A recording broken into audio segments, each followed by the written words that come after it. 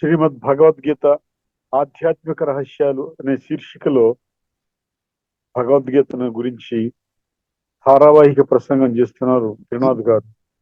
వారు ఈరోజు 21వ ప్రసంగం చేస్తున్నారు. ఇప్పుడు త్రినాథ్ గారు. అందరికీ నమస్కారం అండి. ముఖ్యంగా గీతని ప్రేమించే వాళ్ళు, అందులోనూ ముఖ్యంగా తత్వాభిలాషులు అంటే సత్యమైనటువంటి మార్గంలో ప్రయాణం చేయాలి, భగవంతుడి మార్గంలో ప్రయాణం చేయాలి, జీవితాన్ని ధన్యం చేసుకోవాలి అనేటువంటి ఒక దృఢ సంకల్పంతో ఉన్న వాళ్ళ గురించి అనమాట. మనము ఇప్పటి వరకు తెలుసుకున్న ఒక ఎసెన్స్ ఏంటంటే, ప్రతి ఒక్క వ్యక్తి ఈ భూమండలంపై ఉన్న 850 కోట్ల మంది రెండు ఎంటిటీస్ అన్నమాట. అంటే ఏంటి? ఒకటేమో వినాశీ దేహము, భౌతిక వినాశి, ఈ రెండు కళ్ళతో కనబడేటువంటి దేహము. రెండవది ఈ దేహాన్ని నడిపించేటువంటి చైతన్య శక్తి. అది కనబడదు, అది అనుభవం చెయ్యాలి. దాన్నే ఆధ్యాత్మిక పరిభాషలో ఆత్మ అంటారు, ఇంగ్లీష్లో సోల్, స్పిరిట్ అంటారు. అర్థమైందండి? అది ఈ శరీరం యొక్క యజమాని, అది అవినాశి. ఈ విషయాన్ని మనం చాలా స్పష్టంగా అర్థం చేసుకున్నట్లయితే, ఎటువంటి సంశయము లేకుండా సంశయరహితముగా అర్థం చేసుకున్నట్లయితే, తదుపరి మన భగవద్గీతలో 2వ పార్ట్ భగవంతుడు ఎవరు, ఆయన భగవంతుడి యొక్క సత్య స్వరూపం ఏమిటి అన్న సంగతి మనకి చాలా సులభంగా అర్థమవుతుంది. ఇదే క్లిష్టం అన్నమాట. అర్థమైందండి? అందుకని అంటారు self realization leads to God realization అంటారు. అందుకనే ఈ విధంగా భగవద్గీత ఎన్నో డైమెన్షన్స్ లో, ఎన్నో కోణాలలో ఇదే విషయాన్ని చర్చిస్తూ ఉన్నారు. ఎన్నో అధ్యాయంలో కూడా 2వ అధ్యాయం, 13వ అధ్యాయం, 15వ అధ్యాయం. ఎందుకు ఇంత ప్రత్యేకంగా ఈ విధంగా నువ్వు ఆత్మవి అని ఎందుకు చెప్తున్నాడు అంటే, ఎందుకంటే ఈ రోజున మనం ఈ కలియుగం యొక్క అంతిమ సమయంలో చాలా బిజీ లైఫ్ లో మనము ఏదో ఒక సింపుల్ గా చెప్తే మనం అర్థం చేసుకోలేము అని ఆ యొక్క ఆలోచనతో తండ్రి బిడ్డలకి ఇస్తున్నటువంటి గైడెన్స్ అన్నమాట. ఇప్పటికే మనం తెలుసుకున్నాం 9వ అధ్యాయం 17వ శ్లోకం. ఏమండి? పిత అహం జగత మాత, నేను మీ అందరి తల్లిని తండ్రిని. సో తల్లి తండ్రి ఏ విధంగా అయితే బిడ్డలకి చక్కటి గైడెన్స్ ఇస్తూ వాళ్ళ అభ్యున్నతి కొరకు పాటుపడుతుంటారో, అదే విధంగా పరమాత్మ కూడా, భగవంతుడు కూడా పిల్లల యొక్క అభ్యున్నతి కొరకు ఆధ్యాత్మిక జాగృతి చేసుకుంటూ ఆధ్యాత్మికంగా హయ్యెస్ట్ లెవెల్కి ఎదిగే విధంగా కొన్ని సూచనలు మనకి చేస్తూ ఉన్నారు, కొన్ని శ్లోకాల ఆధారంగా. ఈ ఎపిసోడ్లో కూడా కొన్ని శ్లోకాల ఆధారంగా ఈ యొక్క ఇదే విషయాన్ని మనం చర్చించుకుంటున్నాం. ఒకసారి నేను మళ్ళీ చిత్రాన్ని షేర్ చేస్తాను, అప్పుడు మీకు ఇంకా కొంచెం స్పష్టంగా. ఎందుకంటే కొత్తగా కొంతమంది జాయిన్ అవుతుంటారు కాబట్టి, యూట్యూబ్లో కూడా వచ్చేవాళ్ళు కూడా ఏం చేస్తారు, స్టార్టింగ్ నుంచి వాళ్ళు వినరు, మధ్యలో ఏదో ఒక ఎపిసోడ్ తీసుకుంటారు, చాలా డౌట్స్ వస్తాయి. అందుకని ప్రతి ఒక్కరికి నా రిక్వెస్ట్ ఏంటంటే మీరు స్టార్టింగ్ నుంచి సీరియల్లో వినడానికి ప్రయత్నం చేయండి. అప్పుడు ఏమవుతుందంటే మీకు చాలా క్లియర్గా అర్థమవుతుంది. స్టాప్ షేర్ చేస్తాను. Share screen. ఇప్పుడు వస్తుంది.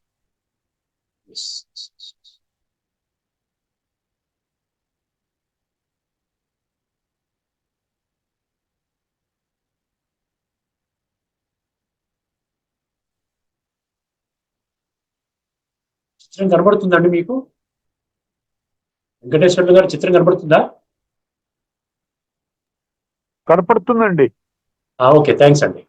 ఇప్పుడు భగవంతుడు ఇది ఒక్క విషయాన్నే 20 శ్లోకాలు మనకి సాంఖ్యయోగంలో ఉన్నాయండి. 20 శ్లోకాలు మన సాంఖ్య. ఎందుకంటే చూసారా, పరమాత్మ ఎవరు అనే దాని మీద కన్ఫ్యూజన్ పోవాలి అంటే మనం ఏం చేయాలంటే ఈ విషయాన్ని స్పష్టంగా తెలుసుకోవాలి.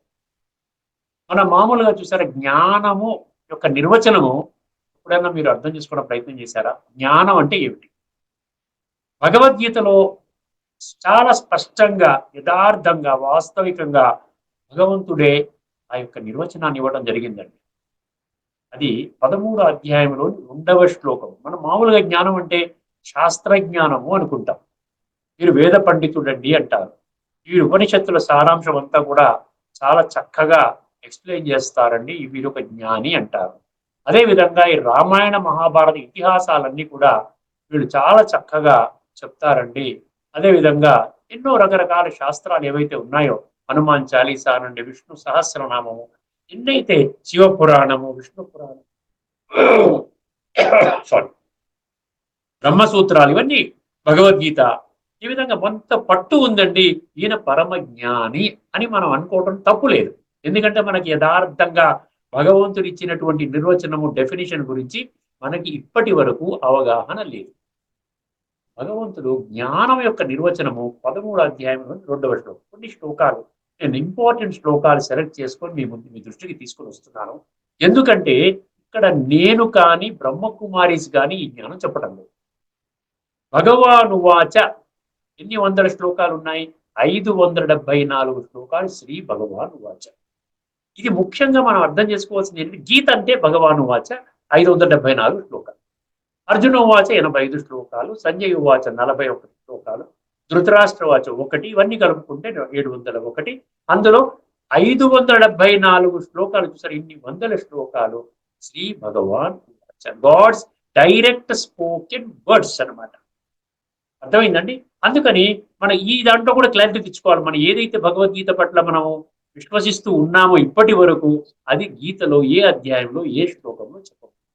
ఇంకొక విషయం, ముఖ్యమైన విషయం ఏంటంటే, భగవద్గీత భగవంతుడు తన పిల్లల కొరకు చెప్తున్నాడు. పిల్లల యొక్క ఆధ్యాత్మిక జాగృతి, వికాసము, లేక సుసంపన్నత, స్పిరిచువల్ ఎన్లైటన్మెంట్ అంటారు కదా, స్పిరిచువల్ ఎన్రిచ్మెంట్ అంటారు, స్పిరిచువల్ అవేకనింగ్ అంటారు.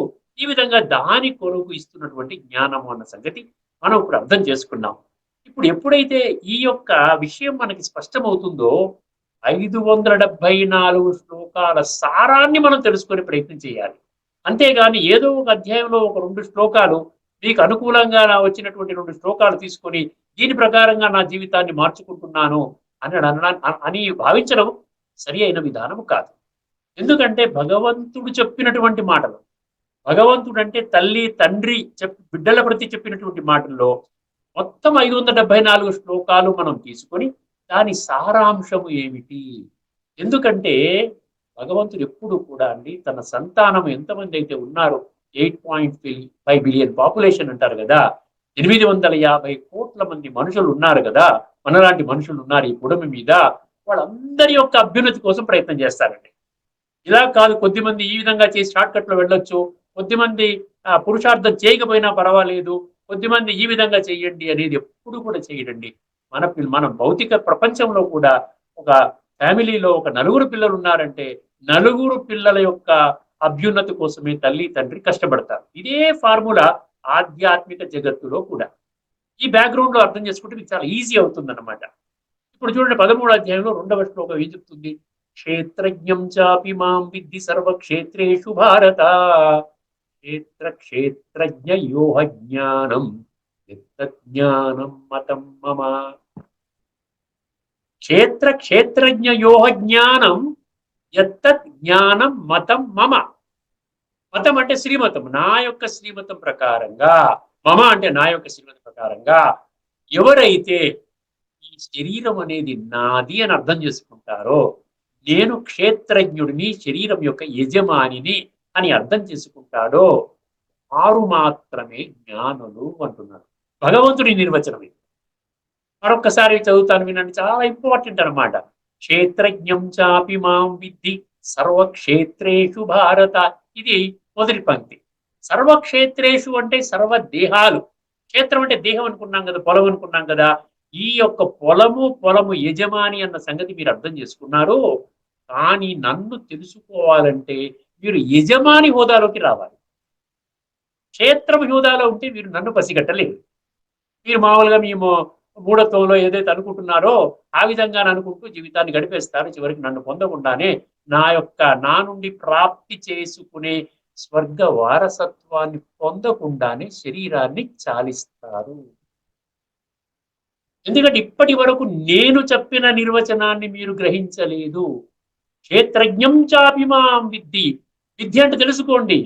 నేను క్షేత్రజ్ఞుడిలో వస్తాను అంటే నన్ను తెలుసుకోవడానికి మీరు ముందు క్షేత్రజ్ఞుడి యొక్క హోదాలోకి రావాలి. అర్థమైందా? మీడియం ఏంటంటే క్షేత్రము కాదు, మీడియం. మీడియం ఈజ్ క్షేత్రజ్ఞ, అంటే ఆత్మ. అర్థమైందండి?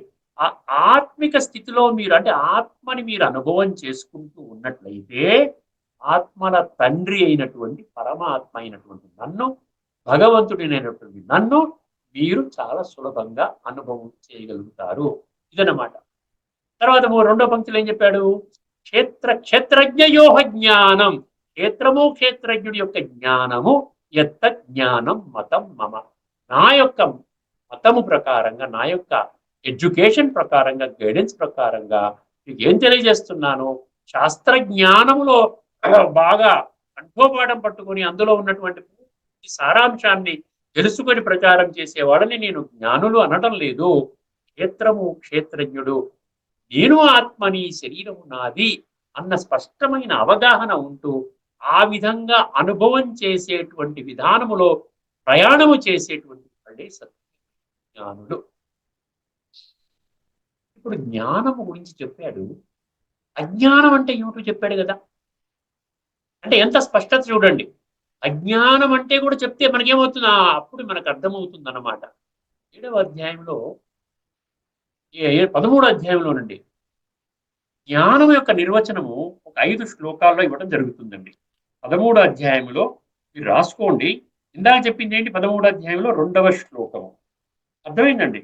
ఇప్పుడు ఇది నోట్ చేసుకోండి. 13వ అధ్యాయంలో 7వ శ్లోకం అనుకుంటాను. ఓకే, 7వ శ్లోకం నుండి అండి మీరు రాసుకోండి. 13వ అధ్యాయంలోని 7, 8, 9, 10, 11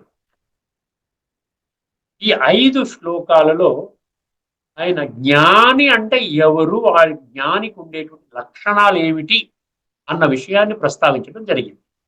ఇప్పుడు నేను 13వ అధ్యాయంలోని 11వ శ్లోకములో ఒక సమ్మరైజ్ చేశాడు ఆయన. మొత్తం అంతా చెప్తూ ఒక సమ్మరైజ్ చేసి ఎసెన్స్ లో 13వ అధ్యాయంలో ఏం చెప్పాడు? ఇది జ్ఞానము, దీనికి భిన్నంగా ఉన్నటువంటి ఎటువంటిదైనా కూడా అజ్ఞానం అన్నాడు. ఎందుకంటే మనం జ్ఞానంలో ఉన్నామా అజ్ఞానంలో ఉన్నామా అన్న సంగతి తెలుసుకుంటే మనం పరివర్తన చెందడానికి అవకాశం ఉంటుంది. 13, 11 ఒక్కసారి గమనించండి. అధ్యాత్మ జ్ఞాన నిత్యత్వం తత్వజ్ఞానార్థ దర్శనం ఏతజ్ఞానమితి ప్రోక్తం అజ్ఞానం యదతో అన్యథా. ఆఖరి పంక్తి ఏంటి? అజ్ఞానం యదతో అన్యథా. అన్యథా అంటే ఇంకొకసారి అన్నమాట. నేను చెప్పినటువంటి ఈ ఒక్క నిర్వచనము తప్ప మిగతాదంతా కూడా అజ్ఞానము కింద పరిగణించవలెను. భగవాను వాచ. అధ్యాత్మ జ్ఞాన నిత్యత్వం అంటే ఏంటి? నిత్యము. ఏదో 5 నిమిషాలు మనం పూజ చేసుకున్నాం, తర్వాత మన పాడు పనులు మనమేం మానక్కర్లేదు. తాగేవాడు తాగుతాడు, స్మోక్ చేసేవాడు చేస్తాడు, అల్లరి చిల్లరగా చేసేవాడు చేస్తాడు, లంచం తీసుకునేవాడు తీసుకుంటాడు, మోసం చేసేవాడు చేస్తాడు. పర్వాలేదు, ఒక 5 నిమిషాలు మాత్రం నేను పూజ చేసుకుంటా, ఇది పనికిరాదు. అందుకనే ఉన్న అధ్యాత్మ జ్ఞాన నిత్యత్వం. ఎప్పుడు ఆధ్యాత్మిక జ్ఞానం అంటే ఏంటి? నేను ఆత్మను, శరీరము నాది. శరీరానికి ఏ విధంగా తల్లి తండ్రి ఉంటారో ఆత్మకు కూడా తల్లి తండ్రి ఉంటాడు. ఆ తల్లి తండ్రినే పరమాత్మ అన్నాము, పరమేశ్వరుడు అంటున్నాము. ఈ విధంగా దాని యొక్క పరిచయం మనం తర్వాత చాలా డీటెయిల్డ్ గా తెలుసుకోబోతున్నాం రాబోయే ఎపిసోడ్స్ లో. ఇప్పుడు ప్రస్తుతానికి ఏంటి? ఆధ్యాత్మికత అనగానే 3 కోణాలు ఉంటాయి. అందులో ఫస్ట్ది ఏంటంటే నేను ఎవరిని, రెండవది ఏంటంటే ఆధ్యాత్మిక కోణంలో భగవంతుడు ఎవరు, మూడవ డైమెన్షన్ లో ఏంటంటే ఈ సృష్టి చక్రంలో ఆత్మలు ఏ విధంగా పరిభ్రమిస్తుంటాయి, అదేవిధంగా పరమాత్మ ఏ సమయములో ఈ సృష్టి మీద అవతరిస్తాడు. ఈ 3 విషయాల మీద చాలా క్లియర్, అద్భుతమైన స్పష్టత ఉండాలి, క్లారిటీ ఉండాలి. ఎటువంటి సంశయం ఉండకూడదు. గీత ఆధారంగా ఉండాలి. ఎందుకంటే భగవాను వాచ ఆధారం కదా. అప్పుడు మీకు ఏమవుతుంది? ఎంజాయ్ చేస్తారన్నమాట, లైఫ్ని ఎంజాయ్ చేస్తారు. ఇప్పుడు చూడండి, ఈ రోజు 20-25 లక్షల మంది 150 దేశాల్లో ఉన్నటువంటి వాళ్ళు ఏమి సంశయం లేదండి వాళ్ళకి. మీరు ఏమైనా చెప్పండి, తిట్టండి, కొట్టండి, అరవండి, ఏమైనా చేయండి, వాళ్ళ పనిలో వాళ్ళు ఉంటారు. తీక్షణంగా వాళ్ళు ఆత్మ చింతనలో ఉంటారు, పరమాత్మ చింతనలో ఉంటారు, సంస్కార పరివర్తనలో ఉంటారు. మంచి దివ్య గుణాలు ధారణ చేసే విధానంలో వాళ్ళు అభ్యాసం చేస్తూ ఉంటారు. భగవద్గీతలో ఏ విధంగా చెప్పబడిందో ఆ విధంగా ఎంజాయ్ చేస్తూ ఉన్నారు. మిగతా ఏం పట్టించుకోరు. ఇప్పుడు మీరు సూర్యుడికి ఏ సూర్య భగవంతుడా, సూర్యుడిని కూడా మనం భగవంతుడు అంటున్నాం కదా, ఏ సూర్యుడా నీవు వెలుగుని మాత్రమే ఇస్తున్నావు, ఆ చీకటిని ఇవ్వవు అనడానికి రుజువు ఏమైనా ఉంటే కొంచెం మాకు రుజువులు కావాలి, లేకపోతే నీవు వెలుగుని మాత్రమే ఇస్తావు అన్న మాటకు మేము విలువనివ్వము, మేము ఒప్పుకోమంటే ఏముంటుందండి? మీరు ఒప్పుకుంటే ఏంటి, ఒప్పుకోకపోతే ఏంటి? నా విద్యుక్త ధర్మం ఏంటి, నేను వెలుగునే ఇస్తాను, అంధకారాన్ని తరిమి కొడతాను. అదే విధంగా సత్యాన్ని మనం ప్రూవ్ చేయాల్సిన పని లేదండి. అయినప్పటికీ కూడా భగవంతుడు ప్రూవ్ చేయడానికి ప్రయత్నం చేస్తున్నాడు. ఎందుకంటే ఈ రోజున కలియుగం యొక్క ఆఖరి దశలో ప్రతి ఒక్క మనిషి యొక్క బుద్ధి కుళ్ళిపోయింది, వక్రంగా తిరుగుతోంది, సత్యతని అంగీకరించేటువంటి స్థాయిలో లేదు. అందుకనే భగవంతుడు చూశారు ఎంత చక్కగా చెప్తున్నాడు చూడండి. ఈ కన్ఫ్యూజన్ ఉన్నంత వరకు ఇలా కన్ఫ్యూజన్ పెట్టుకుని మనం జీవితాన్ని చాలించేస్తామా? పరమాత్మ ఎవరు? ఈ రోజున అడిగామనుకోండి, 10 మందిని అడిగితే 10 పేర్లు చెప్తారు. ఒకరు సాయిబాబా అంటారు, ఒకరు సత్యసాయిబాబా అంటారు, ఇంకొకరు పలానా రాముడు అంటారు, ఇంకొకరు కృష్ణుడు అంటారు, ఇంకొకరు ఆంజనేయ స్వామి అంటారు, ఇంకొకరు వినాయకుడు అంటారు, ఇంకొకరు వైష్ణవి దేవ్ అంటారు, ఇంకొకరు సంతోషిమాత అంటారు, ఇంకొకరు లక్ష్మీదేవి అంటారు, ఇంకొకరు చెప్తారు. ఆలోచించండి. ఈ విధంగా ఉన్న మళ్ళీ భగవంతుడు ఒక్కడే అంటే ఎలాగా? భగవంతుడు ఒక్కడే అంటూ మళ్ళీ భగవంతుడు చాలా మంది ఉన్నారని ఒప్పుకుంటే అది మనమే సెల్ఫ్ కాంట్రడిక్టరీగా మనం జీవించేస్తూ ఉన్నాం. సో ఈ స్పష్టత మనకు వస్తుందన్నమాట సెకండ్ పార్ట్ లో మనం వెళ్ళినప్పుడు. ఇప్పుడు గమనించండి ఒక్కసారి ఏమంటున్నాడు ఇక్కడ, అధ్యాత్మ జ్ఞాన నిత్యత్వం అన్నాడు. నిత్యము, అనునిత్యము. నీవు ఆధ్యాత్మికత అంటే ఆత్మ, పరమాత్మ, ఈ సృష్టి చక్రము, ఈ యొక్క జ్ఞానములోనే నువ్వు రమణిస్తూ ఉండాలి, అక్కడే ఉండాలి. నీ యొక్క ఫోకస్ అంతా కూడా అర్థమైందండి. నేను ఆత్మని, ఈ శరీరము నాది, నేను క్షేత్రజ్ఞుణ్ణి. ఈ క్షేత్రము అనేది ఒక శరీరము, దేహము, ఇది వినాశీ దేహము, క్షేత్రజ్ఞుడు అవినాశి. సో ఈ విధంగా మనం ఇక్కడ చెప్పుకున్నాం చూసారా, ఆత్మ అవినాశి. సో ఈ యొక్క అధ్యాత్మ జ్ఞాన నిత్యత్వం దేని ఆధారంగా? చూడండి ఎంత చక్కగా చెప్తున్నాడు. దేని ఆధారంగా? తత్వజ్ఞానము ఆధారంగా. తత్వజ్ఞానార్థ దర్శనం. తత్వం విడిచిపెట్టేసాం మనము. ఏదైనా తీసుకోండి, వేదాలు, తత్వం అంటే వేదాల యొక్క సారము నా జీవితాన్ని ఎలాగ పరివర్తన చేస్తుంది. ఉపనిషత్తులు తత్వం అంటే ఉపనిషత్తుల సారాంశము నా జీవితాన్ని ఎలాగ ప్రభావితం చేస్తుంది.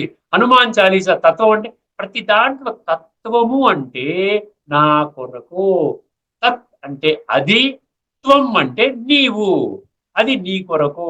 అలాగ మనం అన్వయించుకుంటే తత్వములోకి వెళ్ళగలిగితే అప్పుడు మనకి ఈ యొక్క ఆత్మ, పరమాత్మ, ఈ సృష్టి చక్రము, ఈ జ్ఞానం మనకు అర్థమవుతుంది.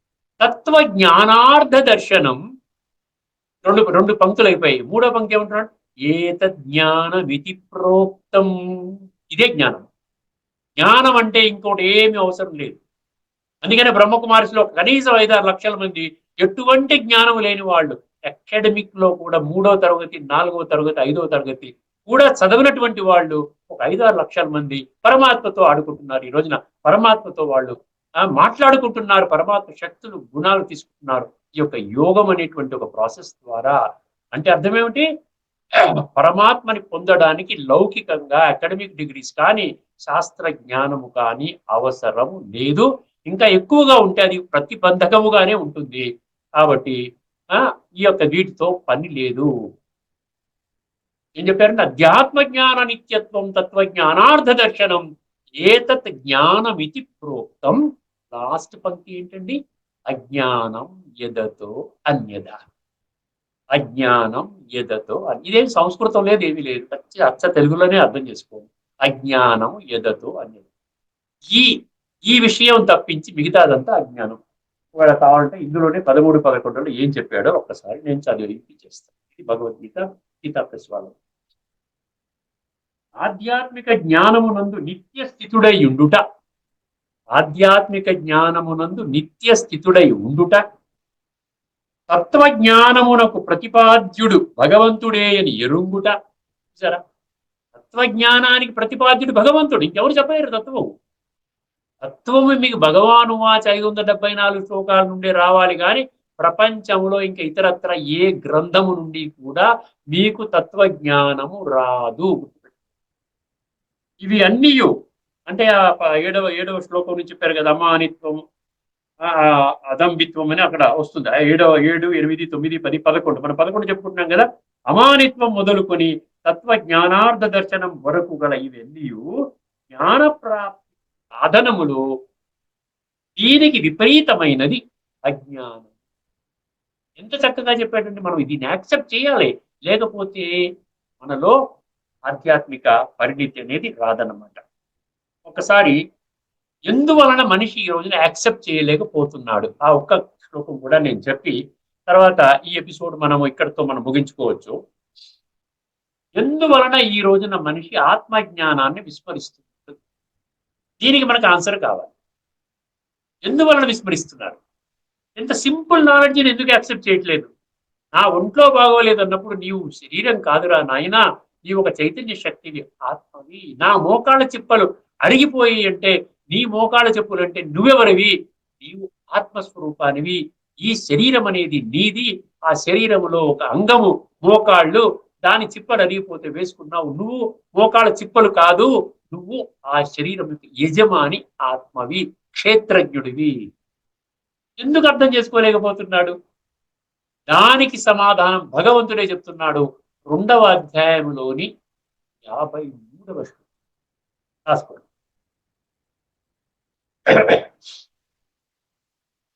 శృతి విప్రతిపన్నాతే యథా స్థాస్యతి నిశ్చలా సమాధావచరా బుద్ధి ఆ యోగమవాప్స్యసి. శృతి విప్రతిపన్నాతే అన్నాడండి.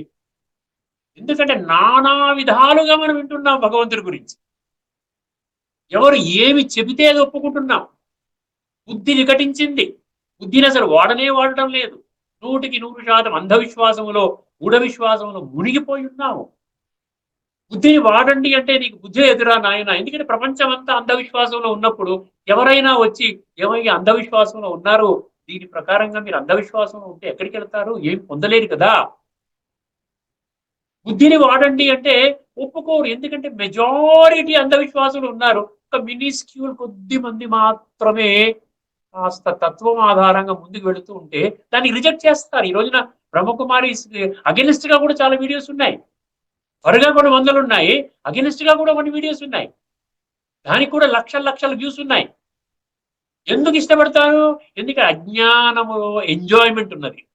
అజ్ఞానంలో నువ్వు ఏమి చేయక్కర్లే. అజ్ఞానంలో 5 నిమిషాలు పూజ చేస్తే సరిపోతుంది. వారానికి ఒకసారి వెళ్ళి కొబ్బరికాయ కొడితే సరిపోతుంది. సంవత్సరానికి ఒకసారి వెళ్ళి తిరుపతి ఎక్కడో తీర్థయాత్ర వెళ్తే సరిపోతుంది. ఇంకా ఏమీ చేయక్కర్లే. నాలో సంస్కారాలు మార్చుకోక్కర్లే. విషయ వికారాల వలయములో కూరుకుపోవచ్చు. జీవిత కాలము ఇంద్రియ సుఖ భోగాలను అనుభవించడం కొరకే ఈ జీవితం ఉన్నది అని భావించుకుంటూ దాని కొరకు ధన సంపాదననే ముఖ్యం. ఎంత ధనం ఉంటే అంత ఎంజాయ్మెంట్ చేస్తాము అనుకునే ప్రతి ఒక్కరూ ఇక్కడ లౌకికంగా విద్య ఉన్నవాళ్ళు, విద్య లేని వాళ్ళు అందరూ కూడా ఆ ఉద్యోగము, వ్యాపారము, వ్యవహారము దీంట్లోనే మునిగిపోయి ఏం చేస్తున్నారు? వాళ్ళు షార్ట్ కట్స్ చెప్పేవాళ్ళు వాళ్ళకి కావాలి. సింపుల్ గా చెప్పేవాళ్ళు కావాలి. ఏదన్నా ఒక మంత్రం ఇవ్వండి స్వామీజీ, అప్పుడు మీరు మంచివారు అంటే ఒక మంత్రం ఇస్తున్నారు. లేదండి ఒక 15 నిమిషాలు మీ ప్రవచనం వింటాము, వింటే సరిపోతుంది అని చెప్పండి, మేము వచ్చి వింటాము. వారానికి ఒకసారి వచ్చి ఒక ప్రవచనం విని వెళ్ళిపోతున్నారు. లేకపోతే టీవీలో కూడా భక్తి టీవీ, ఆ ఛానల్, ఈ రిలీజియస్ ఛానల్స్ కూడా వచ్చేసి అది విని ఒక ప్రవచనం లాగా వినేసి దాన్ని సంపూర్ణంగా ఇది ఫైన్ అయిపోయింది, చక్కగా ఉంది. ఎందుకంటే ఈ తేలికైన విధానములో మనకు భగవంతుడు కావాలి, భగవంతుడి ప్రాప్తి కావాలి. నేనేమి చేయనవసరం లేదు. నా నుండి నేను ఆత్మ అర్థం చేసుకోవాలి. ఆత్మలో కుళ్ళిపోయింది, ఆత్మ నల్లగా అయిపోయింది, బొగ్గులాగా అయిపోయింది, మలినంగా అయిపోయింది, చెత్తగా అయిపోయింది. ఈ ఆత్మనే భావి శరీరాన్ని శాసిస్తుంది. తర్వాత నీకు జన్మ, వేరే జన్మ ఉంటుంది, భయంకరమైన జన్మ ఉంటుంది. ఎందుకంటే నీవేదో ఏర్పాటు చేసుకున్నటువంటి ఈ యొక్క భౌతిక సామ్రాజ్యము ఏదైతే ఉంది, ఇంద్రియ సుఖాలను అనుభవం చేయటం కొరకు ఏర్పాటు చేసుకున్న సామ్రాజ్యము కేవలము ఈ శరీరములో ఆఖరి శ్వాస ఉన్నంత వరకే అని ఎవరైనా చెప్పారా మీకు? చెప్పినప్పుడు ఏమవుతుంది? మనలో చైతన్యం వస్తుంది. అరే రే రే రే 24 గంటలు 1440 నిమిషాలు కేవలము కేవలం వండుకోవడానికి, తినడానికి, పడుకోవడానికి, డబ్బు సంపాదించుకోవడానికి దీనికోసమైనా మనం గడిపేస్తున్నాం కదా. అందులోంచి ఒక అరగంట సమయం మనం తీసుకోలేమా? కాస్త ఆత్మచింతన చేద్దాము. గీతా తత్వము ఇంత స్పష్టంగా బోధిస్తున్నారు కదా. స్థానిక బ్రహ్మకుమారి 30,000 సేవా కేంద్రాలు ఉన్నాయి. మీకు ఒక్కసారి ఒక రాయి వేస్తే అక్కడ దగ్గరలో ఉన్నటువంటి సేవా కేంద్రం ఒక కిలోమీటర్ రేంజ్ లోనే సేవా కేంద్రాలు 150 దేశాలు స్ప్రెడ్ అయి ఉన్నాయి ఈ రోజున. ఒకసారి వెళదాం. అక్కడ ఆత్మ అనుభవం చేయిస్తున్నారా? పరమాత్మతో కనెక్ట్ చేయిస్తున్నారా? రాజయోగం నేర్పిస్తున్నారా? భగవద్గీత యొక్క ఒరిజినల్ నాలెడ్జ్, భగవంతుడు ఒక సాకార మాధ్యమంగా ఇచ్చినటువంటి జ్ఞానాన్ని వాళ్ళు బోధిస్తుంటే నేను ఏదో ఆ విషయాలు ఈ విషయాలు ఒప్పుకుంటూ నేను ఇప్పటిదాకా వెళ్లకుండా నేను వంచితుడినైనాను. ఇప్పుడు నేను వెళ్ళాలి. నా యొక్క జీవితాన్ని నేనే సెట్ చేసుకునే విధంగా భగవంతుడు ఒక మార్గదర్శక సూత్రాన్ని నాకు ఇస్తున్నాడు. భగవంతుడు మనకి ఇవన్నీ చెప్తున్నాడు కాబట్టి ఇప్పుడు లేకున్నా మరెప్పుడు లేదు. Now or never. గుర్తుపెట్టుకోండి, మనం ఏమీ చేయకుండా ఏమీ పొందలేము. ఆత్మ అవినాశి కాబట్టి అది శరీరం తీసుకుంటూ ప్రయాణం చేస్తుంది కాబట్టి, తీసుకుంటూ సత్యత్రేత ద్వాపర కలియుగాల్లో ప్రయాణం చేస్తుంది కాబట్టి ఇది జన్మల బంధాన్ని మనకి అర్థం చేయిస్తుంది. గుర్తుపెట్టుకోండి. అదేవిధంగా ఆత్మ విషయాన్ని విడిచిపెడితే కేవలము ఒక్క జన్మ గురించి మాట్లాడుతున్నాం. క్షేత్రము, క్షేత్రజ్ఞుడు. అందుకనే భగవంతుడు ఈ శ్లోకంలో చాలా బాగా చెప్పాడు. ఇప్పటి వరకు ఎంతో మంది ప్రవచనకారులు టీవీలోను అక్కడ పుస్తకాలు గ్రంథకర్తలు ఎన్నో విధాలుగా వ్రాశారు. ఏ విధంగా మనకు ఆధ్యాత్మిక పురోభివృద్ధి వస్తుంది, ఏ విధంగా స్వర్గానికి పెడతాము, ఏ విధంగా మంచి జీవితం లభిస్తుంది. ఎవరు ఏది చెబితే నేను ఒప్పుకున్నాను. పూర్తిగా నా బుద్ధి, నా మనసు అంతా కూడా ఈ యొక్క జ్ఞానంతో నిండిపోయి ఉన్నది. ఇప్పుడు భగవంతుడు చెప్తుంటే నాకు అర్థం కావడం లే. ఎంత విచిత్రకరమైన పరిస్థితి అంటే భగవంతుడి జ్ఞానాన్ని తిరస్కరిస్తున్నాము, మనుషులు చెప్పిన జ్ఞానాన్ని స్వీకరిస్తున్నాం. శృతి విప్రతిపన్నాతి యథాస్థాస్యతి నిశ్చల అన్నాడు. నీ బుద్ధి నిశ్చలత్వం రావాలి. ఫస్ట్ స్టెబిలిటీ రావాలి. ఎస్, నేను సత్యమైన మార్గంలో నడుస్తాను. Now or never. It is not too late. భలే లేట్, 89 సంవత్సరాలు అయిపోయింది అప్పుడే. భలే it is late, but it is not too late. Now I will awaken. Yes, this is the correct path. This is a logical path. This is not based on blind faith. అంధ విశ్వాసంతో కాదు ఇది. మనము చెయ్యాలి. మనం చేయకుండా మనకి స్వర్గవారసత్వం వచ్చేస్తుందా? భగవంతుడి ప్రాప్తి కలుగుతుందా? భగవంతుడి దివ్య గుణాలు లేక దివ్య శక్తులు మనకు వచ్చేస్తాయా? అన్ని ఆలోచించుకొని కరెక్ట్ స్టెప్ వేయడానికి ఇప్పటి నుంచి అన్న ప్రయత్నం చేయడానికి ఏం కావాలంటున్నాడు? నీ బుద్ధి స్టేబుల్ గా అవ్వాలి. నీ మనసులో ఉన్న కుళ్ళుని పక్కన పెట్టాలి. నేను చెప్పాను, స్టార్టింగ్ లో చెప్పాను కదా, నీ మనసులో ఇప్పటి వరకు భగవంతుడి గురించి, ఆధ్యాత్మికత గురించి, ధార్మికత గురించి, ఇప్పటిదాకా మనం ఆచరిస్తున్న వ్యవహారాల గురించి ఏదైతే మీ మనసులో ఉన్నాయో దాన్ని తీసి బ్యాంకు లాకర్లో పెట్టి బంధించేయండి. ముందు మనసు బుద్ధిని ఖాళీ చేయండి. ఏమవుతుందండి? క్లియర్ కట్ గా భగవంతుడి మాటలు కూర్చుంటాయి. ఇప్పుడు ఒక గ్లాసు నిండా పూర్తిగా నీళ్లు ఉన్నాయనుకోండి, పూర్తిగా అప్ టు ద బ్రిమ్ నీళ్లు ఉన్నాయంటే ఒక చుక్క అక్కడ పడినా కూడా అది ఒలికిపోతుంది. అదే ఆ గ్లాసుని మీరు నీళ్లు పారబోసేసి లేకపోతే ఇంకొక పాత్రలో తీసుకుని ఖాళీగా పెట్టుకున్నారనుకోండి, అప్పుడు భగవంతుడి మహావాక్యాలు అందులో నిలుస్తాయి. తర్వాత మీ గ్లాసులో ఉన్న మీ జ్ఞానము, భగవంతుడు ఇచ్చినటువంటి ఈ యొక్క జ్ఞానం, ఆధ్యాత్మిక జ్ఞానం రెండు కంపేర్ చేసుకుని ఏది మీకు నచ్చితే అది మనం చేయవచ్చు. శృతి విప్రతిపన్నాతి యథాస్థాస్యతి నిశ్చల సమాధావచర బుద్ధి ఆ యోగం అవాప్స్యసి. అప్పుడు నీ పరమాత్మతో యోగం కలుగుతుందిరా నాయనా. నీ బుద్ధి స్థిరంగా ఉన్నట్టయితే కలుగుతుంది. ఒక్కసారి ఇందులో ఉన్న విషయం ఒక్కసారి మనం అర్థం చేసుకుందామంటే 2వ అధ్యాయంలో 53వ శ్లోకం. ఈ పుస్తకం కూడా దగ్గర పెట్టుకుని నేను ఎందుకు చెప్తున్నాను అంటే, నేను వక్ర భాష్యం ఇస్తున్నాననే ఒక భావన కొంతమందిలో కలగవచ్చు. ఇంకొక విషయం తెలుసుకోవాల్సి, నేను ఇప్పటి వరకు మీకు అందుబాటులో ఉన్న శ్రీమద్ భగవద్గీత గ్రంథాలు ఏవైతే ఉన్నాయో, ఏ పుస్తకమైనా కానివ్వండి, అది భాష్యము ఆధారముగా వ్రాయబడింది. యథా తదము కాదు. అంటే భగవంతుడి మహావాక్యాలు భగవంతుడు చెప్పిన విధంగా మనము అర్థము చేసుకునే విధంగా మనకు ఆ పుస్తకాల్లో వ్రాయబడలేదు. అందుకనే ఇందులో ఉన్నటువంటి కొన్ని విషయాల్లో మార్పులు చేర్పులు కూడా మనం చేసుకుని అర్థం చేసుకోవాలి. 2వ అధ్యాయంలోని 53వ శ్లోకంలో దీని యొక్క అర్థం తెలుసుకుని మనం ఈ రోజు పాఠం మనం ముగించుకుందాం. శృతి విప్రతిపన్నాతి యథాస్థాస్యతి నిశ్చల సమాధావచల బుద్ధిస్తదా యోగం అవాప్స్యసం, నీకు యోగం కుదరడానికి ఒక ఫార్ములా చెప్తున్నాడండి. భగవంతుడు చెప్తున్నాడు, హయ్యెస్ట్ అథారిటీ చెప్తున్నాడు. ఆయన ఒక్కడే భగవంతుడండి. ఆయన కాకుండా రెండవ భగవంతుడు లేడు, గుర్తుపెట్టుకో. ఇప్పుడు చూడండి, దానికి ఇచ్చిన మీనింగ్ చదువుతాను. నానా విధములైన మాటలను వినుట వలన, నానా విధములైన మాటలను వినుట వలన విచలితమైన నీ బుద్ధి, విచలితమైన నీ బుద్ధి కంప్లీట్ గా నీళ్లలో రాయేస్తే ఎట్లా ఉంటుందో అలా అయిపోయింది అనమాట. అయోమయమునకు గురి అయిన నీ బుద్ధి, విచలితమైన బ్రాకెట్ లో ఇచ్చాడు. అయోమయమునకు గురి అయిన నీ బుద్ధి పరమాత్మయందు నిశ్చలముగా స్థిరముగా ఉన్నప్పుడే నేను పరమాత్మతో యోగము చెయ్యాలి అంటే సంబంధాన్ని జోడించాలి అనే యొక్క దృఢ నిశ్చయంతో మీరున్నప్పుడే నీవు ఈ యోగమును పొందగలవు. అంటే నేనెవరిని, దృఢ నిశ్చయం ఉంది. తండ్రి ఎవరు, దృఢ నిశ్చయం ఉంది. కలయిక జరుపుకోవడమే రాజయోగము, దృఢ నిశ్చయం ఉంది. సో ఈ విధంగా దృఢ నిశ్చయంతో ఉండి ఈ నానా విధాల మాటలు వినుట వలన విచలితమైనటువంటి నీ బుద్ధి అదంతా కూడా తొలగించుకొని నీట్ అండ్ క్లీన్ గా పెట్టుకుని పరమాత్మని పొందాలని ఒక దృఢ నిశ్చయంతో ఉంటే నీవు యోగమును పొందగలవు. అనగా నీకు పరమాత్మతో నిత్య సంయోగము ఏర్పడును. బ్రాకెట్ లో ఏమి ఇచ్చాడు? నిత్య అంటే బ్రాకెట్ లో శాశ్వత సంయోగము ఏర్పడును అన్నాడు. ఇవాళ కొన్ని విషయాలు మనం తెలుసుకున్నాం.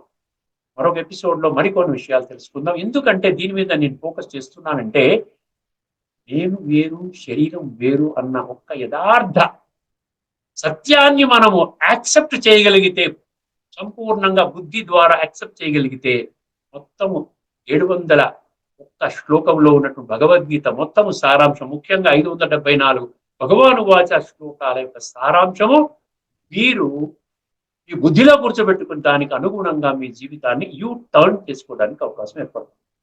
అందరికీ నమస్కారం అండి. లోకా సమస్తా సుఖినో భవంతు. ఓం శాంతి.